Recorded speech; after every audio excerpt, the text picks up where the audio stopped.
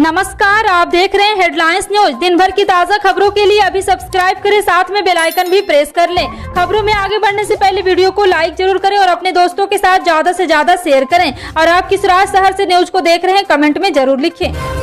कि संगरूर में पंजाब के मुख्यमंत्री भगवंत मान के आवास की ओर कूच कर रहे मजदूर यूनियन के लोगों पर पंजाब पुलिस ने लाठीचार्ज किया। मजदूर अपनी विभिन्न मांगों को लेकर विरोध प्रदर्शन करते हुए मुख्यमंत्री के आवास की ओर जा रहे थे। मजदूर मुख्य रूप से वेतन में वृद्धि की मांग कर रहे थे। विरोध प्रदर्शन कर रहे मजदूर और ट्रेड यूनियनों के सदस्यों की पुलिस से झड़प हुई। इसके बाद पुलिस ने भीड़ को काबू में करने के लिए लाठीचार्ज किया। घटनास्थल के नाटक के दृश्यों में झंडे लहराते और नारेबाजी करते प्रदर्शनकारियों को पुलिस रोकते हुए दिख रही है। पंजाब के मुख्यमंत्री भगवंत मान के संगरूर के आवास के बाहर साझा मजदूर मोर्चा के किसानों ने आजान और विरोध किया है और वे न्यूनतम दैनिक मजदूरी बढ़ाकर 700 रुपये करने की मांग कर रहे हैं। बता दें, दिल्ली में नगर निगम चुनाव से पहले बीजेपी ने वादा किया है कि लोगों को मास्टर प्लान 2041 के तहत भूखंड पर और अधिक निर्माण करने की अनुमति दी जाएगी। एक प्लॉट में इतनी कवर्ड जगह बनाई जा सकती है कि फ्लोर एरिया रेशियो लगभग दोगुना होना। इससे राष्ट्रीय राजधानी की बढ़ती आबादी की जरूरत पूरी करने में मदद मिलेगी। केंद्रीय आवास मंत्री हरदीप सिंह पुरी ने एक संवाददाता सम्मेलन में यह बात कही। बीजेपी नेता ने कहा है कि ये लोगों को उनके रहने की स्थिति को बेहतर और सुरक्षित बनाने के लिए उन्नत FR के प्रावधान के साथ उनकी पुरानी जीर्ण और शीर्ण आवासीय संरचनाओं का पुनर्विकास या पुनर्निर्माण करने में मदद करेगा। कर्नाटक हाईकोर्ट ने पॉपुलर फ्रंट ऑफ इंडिया पर प्रतिबंध को चुनौती देने वाली याचिका खारिज कर दी है। कर्नाटक में संगठन के राज्य प्रमुख नासिर पासा ने याचिका दाखिल की थी। कोर्ट ने इससे पहले उस याचिका पर आदेश सुरक्षित रखा था जिसमें PFI और उससे संबद्ध कई अन्य संगठनों पर 5 साल का प्रतिबंध लगाने पर सवाल उठाया गया था। याचिकाकर्ता का प्रतिनिधित्व करने वाले वकील ने तर्क दिया था कि केंद्र सरकार इस प्रतिबंध को न्यायोचित ठहराने में नाकाम रही। याचिका में यह भी कहा गया है कि और यहाँ पे केंद्र ने आपराधिक की विभिन्न घटनाओं के आधार पर यह निर्णय लिया है कि संविधान के अनुच्छेद 19 के तहत अल्पसंख्यक के मौलिक अधिकार पर अंकुश लगता है। बारिश के कारण तीसरी वनडे मैच रद्द कर दिया गया है, जिसके साथ ही वनडे सीरीज न्यूजीलैंड ने 1-0 जीत लिया है। और आपको बता दें कि जिस समय बारिश के कारण खेल बाधित हुआ था उस समय न्यूजीलैंड ने 18 ओवर में 104 रन बना लिए थे और 51 गेंद पर 38 रन बनाकर नाबाद थे और वह कप्तान विलियमसन ने अपना खाता भी नहीं खोला था। इससे पहले बल्लेबाजी करते हुए भारत की पूरी टीम 47.3 ओवर में 219 रन बनाकर आउट हो गई। भारत की ओर से वाशिंगटन सुंदर ने 51 रन बनाए। इसके अलावा श्रेयस अय्यर ने 49 रन की पारी खेली। न्यूजीलैंड की ओर से एडम मिल्ले ने डेरिल मिशेल को 2-2 विकेट मिला था। दिल्ली में नगर निगम चुनाव के बीच केंद्र सरकार ने राजधानी की कॉलोनियों और रिहायशी इलाकों के कायाकल्प को लेकर अपनी प्लान सामने रखा है। केंद्रीय मंत्री हरदीप सिंह पुरी ने बताया कि जल्द ही केंद्र की योजना के तहत दिल्ली की अवैध कॉलोनियों को रेगुलराइज किया जाएगा। केंद्रीय मंत्री ने कहा, PM उदय योजना से दिल्ली के 50 लाख लोगों को फायदा होगा। दिल्ली की आबादी लगातार बढ़ रही, इसे देखते हुए केंद्र सरकार लगातार गरीबों को घर दे रही है। केंद्रीय मंत्री ने कहा है कि दिल्ली की आबादी अगली जनगणना में 2 करोड़ से ज्यादा की होगी। प्रधानमंत्री नरेंद्र मोदी ने मंगलवार को फिलिस्तीन के लिए भारत के अटूट समर्थन की प्रतिबद्धता को दोहराया। फिलिस्तीन के लोगों के लिए अंतर्राष्ट्रीय एकजुटता प्रदर्शित को रखे हुए दिन और एक संयुक्त राष्ट्र द्वारा आयोजित वार्षिक कार्यक्रम में प्रधानमंत्री मोदी ने कहा, फिलिस्तीन लोगों के साथ एकजुटता प्रदर्शित करने वाले इस दिन पर मैं फिलिस्तीन मुद्दे पर भारत के अटूट समर्थन को दोहराता हूँ। प्रधानमंत्री मोदी ने कहा कि भारत और फिलिस्तीन के दोस्ताना लोगों के साझा ऐतिहासिक संबंध है। हमने हमेशा आत्मनिर्भरता और सम्मान के साथ सामाजिक और आर्थिक विकास खोज रहे हैं। गुजरात विधानसभा चुनाव के लिए प्रचार थम गया है। गुरुवार को यानी कि 1 दिसंबर को पहले चरण की वोटिंग है। अब दूसरे चरण 5 दिसंबर के मतदान के लिए चुनाव प्रचार तेज हो गया है। गुजरात किरान नगर होने के चलते प्रधानमंत्री नरेंद्र मोदी पर बीजेपी के लिए चुनाव प्रचार की बड़ी जिम्मेदारी है। इसी कड़ी में प्रधानमंत्री 1 और 2 दिसंबर को गुजरात दौरे पर रहेंगे। इस दौरान PM मोदी कुल 7 जनसभाओं को संबोधित करने वाले हैं। प्रधानमंत्री नरेंद्र मोदी 1 दिसंबर को पहले चरण की वोटिंग के बीच पंचमहल के कलोल, छोटा उदयपुर के बोडेली और हिम्मतनगर में रैली करेंगे। यहां 5 दिसंबर को दूसरे फेज में मतदान होना है।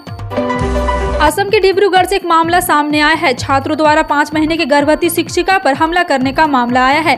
यह घटना 27 नवंबर की बताया जा रही है। उस दिन जिले में स्थित जवाहर नवोदय विद्यालय का है और स्कूल के प्रिंसिपल ने इस घटना के बारे में जानकारी दी। उन्होंने बताया कि 10वीं 11वीं के छात्रों ने मुझ पर भी हमला करने की कोशिश की। घटना के बाद पुलिस को इसकी सूचना दी गई। डिब्रूगढ़ JNV के प्रिंसिपल ने आगे बताया कि पता चला है कि छात्रों ने हमला इस वजह से किया था क्योंकि 5 महीने की गर्भवती इतिहास की शिक्षिका ने PTM के द्वारा खराब प्रदर्शन के संबंध में एक छात्र के माता पिता से शिकायत की थी। उन्होंने बताया कि छात्रों के हमले के कारण उस दिन स्कूल परिसर में अफरा तफरी मच गई थी। गुजरात में गुरुवार को पहले चरण का मतदान होना है। यह मतदान 2017 के चुनावों से कई मायनों में सबसे अलग है। सबसे अहम बात तो यह है कि इस बार होने वाले पहले चरण के विधानसभा के चुनाव में 2017 की तुलना में तकरीबन 200 प्रत्याशी चुनावी मैदान में कम हो चुके हैं, यानी कि जितने प्रत्याशी 2017 में चुनाव लड़े उससे 200 प्रत्याशी कम इस बार चुनावी मैदान में ताल ठोक रहे हैं। इसके अलावा इस बार गुजरात में चले आंदोलन का असर भी कम है। मिजोरम के हंथियाल जिले में एक पत्थर की खदान ढहने के मामले में एनजीटी ने अधिकारियों को फटकार लगाई है। इसके साथ ही मिजोरम के मुख्य सचिव को अध्यक्षता से इस हादसे से जुड़े अन्य अधिकारियों के साथ एक संयुक्त समिति गठित करने का निर्देश दिया है। इसके साथ ही ग्रीन ट्रिब्यूनल ने यह भी कहा है कि हम इस बात पर खेद व्यक्त करते हैं कि अधिकारी द्वारा इतनी बड़ी मानवीय त्रासदी से निपटने के पर्याप्त संवेदनशील नहीं दिखाई गई है। गुणवत्तापूर्ण मातृ और प्रजनन देखभाल सुनिश्चित करने के लिए प्रधानमंत्री मोदी के नेतृत्व वाली सरकार द्वारा शुरू की गई विभिन्न योजनाओं के परिणाम मिले हैं। मातृ मृत्यु अनुपात को कम करने में मदद मिली है। यह बात केंद्रीय स्वास्थ्य मंत्री मनसुख मांडविया ने कही है। दरअसल गृह मंत्रालय के तहत रजिस्ट्रार जनरल कार्यक्रम ने मंगलवार को आंकड़े जारी किए। इन आंकड़ों के मुताबिक MMR में लगातार गिरावट देखने को मिली है। भगोड़े गैंगस्टर दाऊद इब्राहिम और उसके सहयोगी की गतिविधियों से जुड़े मनी लॉन्ड्रिंग मामले में महाराष्ट्र के पूर्व मंत्री नवाब मलिक को करारा झटका लगा है। बुधवार को उनकी जमानत याचिका को यहां की एक विशेष अदालत ने सुनवाई के बाद खारिज कर दिया। विशेष न्यायाधीश RN रोकड़े ने 14 नवंबर को दोनों पक्षों की लंबी दलीलों को सुनने के बाद मलिक की जमानत याचिका पर अपना फैसला सुरक्षित रख लिया था। और आपको बता दें कि अदालत ने पहले कहा था कि वो अपना आदेश 24 नवंबर को सुनाएगी। हालांकि उस दिन अदालत ने यह कहते हुए मामले को 30 नवंबर तक के लिए स्थगित कर दिया। तमिलनाडु की सत्तारूढ़ पार्टी DMK ने सुप्रीम कोर्ट में CA को चुनौती दी है। अपनी याचिका में DMK ने शीर्ष अदालत को बताया कि नागरिकता संशोधन अधिनियम केंद्र सरकार की मनमानी है, क्योंकि यह केवल छह धर्म का साथ दे रहा है, लेकिन इसमें से मुस्लिमों को बाहर कर दिया गया है। यही सही तरीका नहीं है। केंद्र सरकार को हर किसी का ख्याल रखना होगा। CA को चुनौती देने वाली अपनी याचिका में सुप्रीम कोर्ट के समक्ष हल्फनामा दायर करते हुए DMK ने कहा है कि धार्मिक अल्पसंख्यकों पर विचार करते हुए भी केंद्र सरकार भारतीय मूल के ऐसे तमिलों का साथ पक्षपात कर रही है। महाराष्ट्र के पूर्व मुख्यमंत्री उद्धव ठाकरे की मुसीबत बढ़ती जा रही है। बॉम्बे हाई कोर्ट आय से अधिक संपत्ति मामले में उनके खिलाफ सुनवाई करने के लिए राजी हो गया है। 8 दिसंबर को इस मामले में सुनवाई होगी।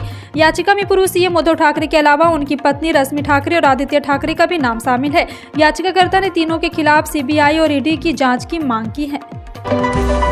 इस बात में कोई दो राय नहीं कि पेट्रोल डीजल सस्ता होने वाला है। जी हां, आपको बता दें कि इससे कितनी बड़ी खुशखबरी मिलेगी, साथ ही यह राहत होगी। आज 50 किलोमीटर तक जाने के लिए भी आदमी को 500 रुपये का पेट्रोल निपट जाता है। तेल पिछले कुछ सालों में बहुत ऊपर हो गया है। इससे लोगों की जेबों पर जबरदस्त असर पड़ा है। हालांकि अब जो खबर आ रही है वो काफी बड़ी है। रिपोर्ट के मुताबिक पेट्रोल डीजल 14 रुपये तक सस्ता हो सकता है। यह सुनने ही काफी सुखद लग रहा है। एक बार जब हो जाएगा तो लोगों का खर्चा कुछ कम हो सकता है। तेल के सस्ता होने, खाने पीने की चीजों के भी सस्ते होने के आसार हैं। सार्वजनिक क्षेत्र के स्टेट बैंक ऑफ इंडिया को गोवंडी शाखा की तरफ से आपको बता दें कि यह आदेश पारित हुआ है कि इसके मुताबिक 1 दिसंबर यानी कि गुरुवार से उनका साप्ताहिक अवकाश बदल गया है। अब बैंक रविवार के बजाय शुक्रवार को बंद रहेगा। ऐसे ही रविवार के लोगों के लिए खुला रहेगा। इस सप्ताह शाखा परिसर के बाहर इस आशय का एक नोटिस जारी किया गया था। इस कदम का उद्देश्य उत्तर पूर्वी उपनगर गोवंडी और उसके आसपास रहने वाले स्थानीय अल्पसंख्यक आबादी को सुविधा प्रदान करना है। बिहार में इस साल वायु प्रदूषण के बिगड़ते हालात को देखते हुए हवा की गुणवत्ता के सुधार के लिए कार्य योजना बनाई जा रही है। इसे लेकर वायु प्रदूषित करने वाले पर कठोर कार्रवाई करने की मांग की गई है। पटना, मुजफ्फरपुर व गया को छोड़कर 25 जिलों में यह कार्य योजना लागू की गई। विस्तृत कार्य योजना अगले साल मई में लागू होगी। बिहार राज्य प्रदूषण नियंत्रण बोर्ड के मुताबिक प्रदेश के ऐसे शहरों की मॉनिटरिंग की जा रही जहाँ 100 से अधिक AQI है। आफ्ताब आमीन पूनावाला ने अपने live in partner Shraddha walker की हत्या करने और राष्ट्रीय राजधानी में फॉरेंसिक साइंस लेबोरेटरी में किए गए पॉलीग्राफी टेस्ट के दौरान उसके शरीर के अंगों के नष्ट करने की बात कबूल की है। सूत्रों ने यह जानकारी दी है कि FFL सूत्रों ने बताया है कि यह सत्रों के बाद पॉलीग्राफ परीक्षण आखिरकार मंगलवार को समाप्त हो गया। उन्होंने कहा है कि उसने श्रद्धा की हत्या करने और उसके शरीर के अंगों को जंगल में ठिकाने लगाने की बात कबूल की है। केंद्र की मोदी सरकार और कई राज्यों की बीजेपी सरकार किसानों की हितैषी बनने की एक भी मौका नहीं छोड़ती। पीएम मोदी चुनाव में डबल इंजन सरकार के फायदे गिनाते नहीं थकते हैं, लेकिन बीजेपी की डबल इंजन सरकार में किसानों का क्या हाल है, इसकी एक तस्वीर कर्नाटक से सामने आई है। गडक जिले के एक किसान प्याज से सही दाम न मिलने पर 415 किलोमीटर दूर बेंगलुरु मंडी जाने का फैसला किया, लेकिन बेंगलुरु में भी उससे सही दाम नहीं मिला। किसान ने बेंगलुरु की यशवंतपुर मंडी में 205 किलोग्राम प्याज बेचा और सिर्फ 836 रुपये ही मिले हैं। कर्नाटक पुलिस ने सनसनीखेज मतदाता पहचान पत्र घोटाले के सिलसिले में बृहत बेंगलुरु महानगर पालिका के मुख्य आयुक्त तुषार गिरिनाथ को नोटिस जारी किया। सूत्रों ने बुधवार को यह जानकारी दी। पुलिस के मुताबिक तुषार गिरिनाथ को बेंगलुरु के हलसारू गेट पुलिस थाने की जांच में शामिल होने के लिए एक नोटिस जारी किया गया। सूत्रों ने कहा है कि नोटिस आधार कार्ड और मतदाता पहचान पत्र को जोड़ने के संबंध में है।